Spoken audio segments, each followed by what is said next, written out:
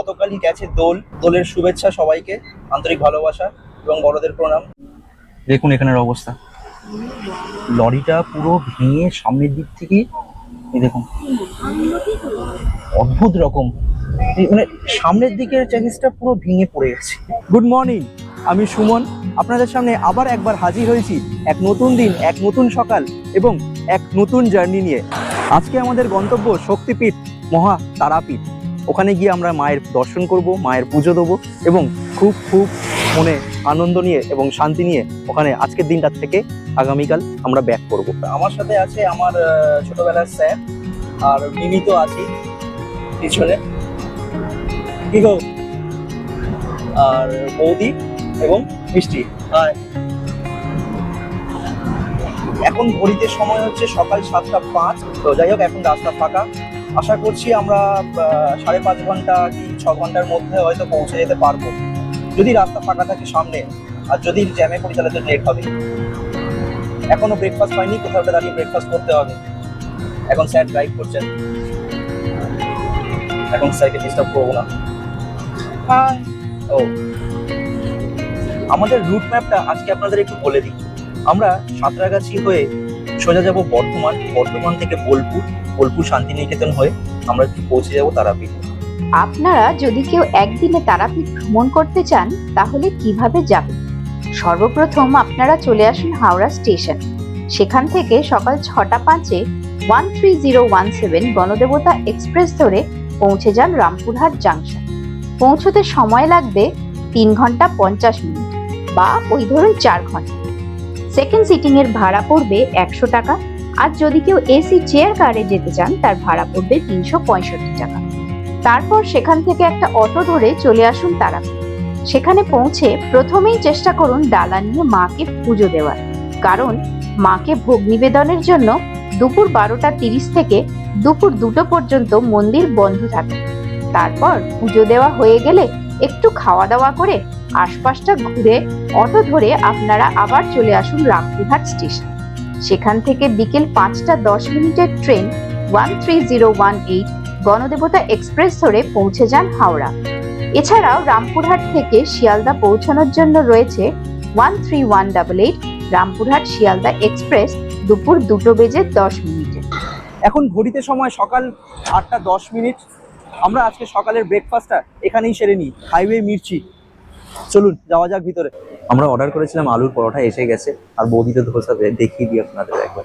এই হচ্ছে বৌদির ধোসা, জায়েন্ট সাইজের পুরো একদম। একবার মিষ্টি আলুর পরোটা স্যারের, মিমির এবং আমার।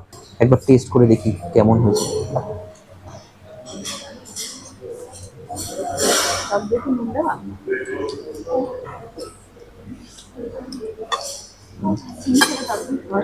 বেশ ভালো।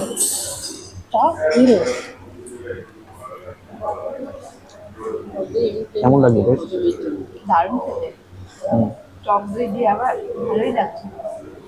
বেশ ভালো লাগছে, মানে টেস্টটা খুলেছে।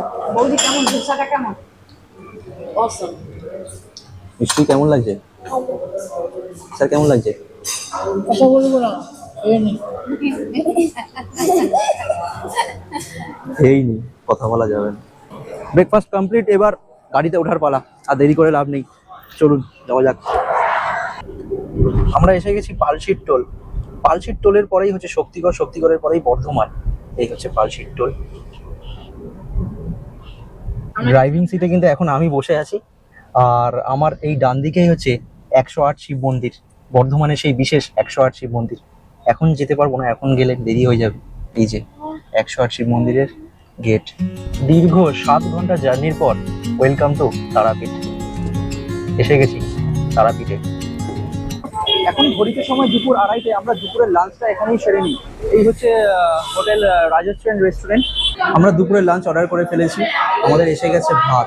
আমরা আজকে দুপুরের লাঞ্চ করবো ভাত। দেখে নিন তার সাথে সাথে কি আছে ভাতের সাথে। এটা সম্ভবত মিক্স ভেজ আছে, এটা পাঁপড়, আলু ভাজা, একটা চাটনি, আলু পোস্ত, ডাল। আমরা যে রেস্টুরেন্টেতে খেলাম এই রেস্টুরেন্টের পাশেই হচ্ছে মায়ের মন্দিরের গেট। আর আমরা যেখানে আছি সেটা আপনাদের একবার দেখিয়ে দিচ্ছি। এই রাস্তাটা যাচ্ছে, এদিক দিয়ে সোজা ওই যে ইয়েলো বিল্ডিংটা দেখতে পাচ্ছেন, ওই ইয়েলো বিল্ডিংটাই হচ্ছে আমাদের হোটেল। এই হচ্ছে হোটেলের বাইরে তারাশ্রী লজ অ্যান্ড রেস্টুরেন্ট, এই হোটেলটাতেই আমরা রয়েছি। আমরা যে তারাশ্রী লজটাতে ছিলাম সেই লজের ম্যানেজার বাবুর সাথে একটু কথা বলে নিই। উনি একটু বলুক যে এখানকার এখন ট্যারিফ কী যাচ্ছে, এই সমস্ত ডিটেলসটা আমাদের একটু জানাক। আপনার নাম? আমার নাম অভিজিৎ দাস। আচ্ছা, আপনাদের এখন ট্যারিফ ডিটেলস কী যাচ্ছে? আমাদের রুম রেট হচ্ছে শুরু হচ্ছে 600 টাকা থেকে। 600 টাকা। স্বামী স্ত্রী বাচ্চা 3 জন থাকা, আচ্ছা দারুণ সুন্দর রুম আছে। আচ্ছা আর ত্রিপল বেড আছে, ওতে মোটামুটি আপনার 8-10 জন থাকা যাবে। আচ্ছা। আর আপনার ডবল বেডে থাকবে মোটামুটি 5-6 জন আরামসে। এসি নন এসি সবই আছে? হ্যাঁ, AC non AC, parking, online সব ব্যবস্থা আছে। নন এসি কত থেকে শুরু হচ্ছে বলবেন? নন এসি সিঙ্গেল বেড যেটা, ওটা হচ্ছে আপনার 600 টাকা। 600 টাকা। আর এসি? এসি হচ্ছে আপনার ওটা হচ্ছে 900 টাকা। 900 টাকা। হ্যাঁ। আর এমনি ডরমেটরিও অ্যাভেলেবেল আছে নাকি?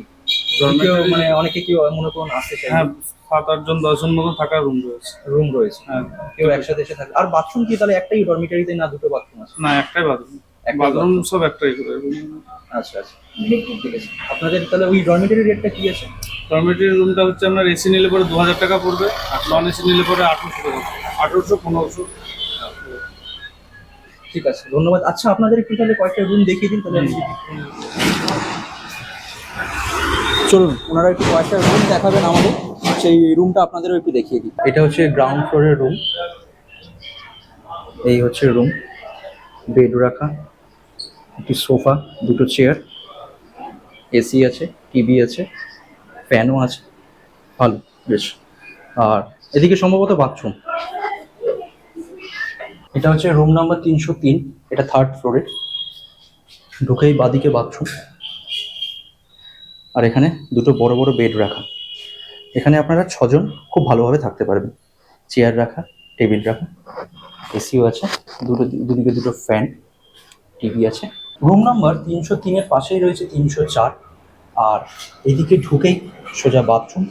আর এই রুমটা দেখুন কতটা বড়, এবং 3টে বড় বড় বেড রাখা, এদিকে দুটো আর এদিকে একটা। এটা হচ্ছে 10 জনের রুম। অ্যাজ ইউজুয়াল চেয়ার রাখা, টেবিল রাখা, এখানে একটা আয়না মতো, এখানে এসিও আছে, এখানে একটা ফ্যান, এদিকে একটা ফ্যান, এদিকে একটা ফ্যান, আর এই শেষে আর একটা ফ্যান। আমরা এই তারাপীঠে আসি মায়ের দর্শনের জন্য। আমরা সবাই বিভিন্ন প্রান্ত থেকে এসে মায়ের দর্শনের অপেক্ষা করে থাকি। কিন্তু এখানে একটা জিনিস আমার খুব খারাপ লাগে, যে এখানে ভিআইপি লাইনের প্রচলন আছে, যে ভিআইপি লাইনে দাঁড়িয়ে আপনাকে, অর্থাৎ টাকা দিয়ে আপনাকে ভিআইপি লাইনটা গ্রহণ করতে হবে। আর আমরা যেখানে এখন দাঁড়িয়ে আছি সেটা হচ্ছে জেনারেল লাইন। আমি বিশ্বাস করি যে মায়ের কাছে যাব সাধারণভাবেই যাওয়া উচিত, এবং আমরা সবাই সমান মায়ের কাছে। আমরা কেউ এখানে ভিআইপি নই, কেউ আমরা বিশেষ কেউ নই, কেউ বিশেষ অতিথি নই বা কেউ নই, আমরা সবাই সমান। সে বড় লোক হোক, কে গরিব, বা যার কাছে বেশি অর্থ আছে, কার কাছে কম অর্থ আছে, সেটা কোনো মাইনে রাখে না। কিন্তু আমরা আজকে দাঁড়িয়েছি জেনারেল লাইনে। আমরা জেনারেল লাইনটা প্রেফার করলাম, কারণ আমরা জানি, এটাই বিশ্বাস করলাম যে মায়ের কাছে যাব, সাধারণভাবে যাব। আর যারা জেনারেল লাইনে যেতে চাইছেন তাদের ব্যবস্থাপনা খুব সুন্দরভাবে আয়োজন করা হয়েছে। এখানে বসার জায়গা করে দেওয়া হয়েছে। যারা বয়স্ক আসবেন তাদের এমন নয় যে দাঁড়িয়ে থাকতে হবে বা কিছু, তারা বসে বসে নিশ্চিন্তে ধীরে সুস্থে যেতে পারবেন। দেখুন এখানে কতজন দাঁড়িয়ে আছে। এই হচ্ছে লাইন। আর এদিক দিয়ে ঘুরে সিঁড়ি দিয়ে উপরে উঠে গেছে। ঘড়িতে সময় হচ্ছে 4:30। 6টার সময় মন্দির বন্ধ হয়ে যাওয়ার কথা, তো দেখি কতক্ষণে মায়ের কাছে পৌঁছতে পারি। এখন ঘড়িতে সময় সন্ধ্যে 6:30। আমরা জাস্ট পুজো দিয়ে বেরোলাম, মায়ের দর্শন করে বেরোলাম। ভিতরে ফটোগ্রাফি এবং ভিডিওগ্রাফি অ্যালাউড নয়, তাই আপনাদের আমি দেখাতে পারলাম না মাকে, কিছু মনে করবেন না। আর ভিতরে এতটাই ভিড় যে আমার এই মাইকের উইং যে পার্টটা হয়, এখানে একটা পার্ট থাকে, সেই পার্টটা আমি হারিয়ে ফেলেছি, আমি খুঁজে পাচ্ছি না কোথায় পড়েছে। তাই আজকের ভিডিও এখানেই শেষ করব। আর শেষ করার পরে আপনাদের একটা ছোট্ট গ্লিমসেস দেখাতে পারবো। আমরা বাইরে একটা জায়েন্ট স্ক্রিনে মায়ের আরতি দেখতে পেয়েছিলাম, সেটা আপনাদের কিছুটা মুহূর্ত আপনাদের সামনে আমি তুলে ধরতে পারবো।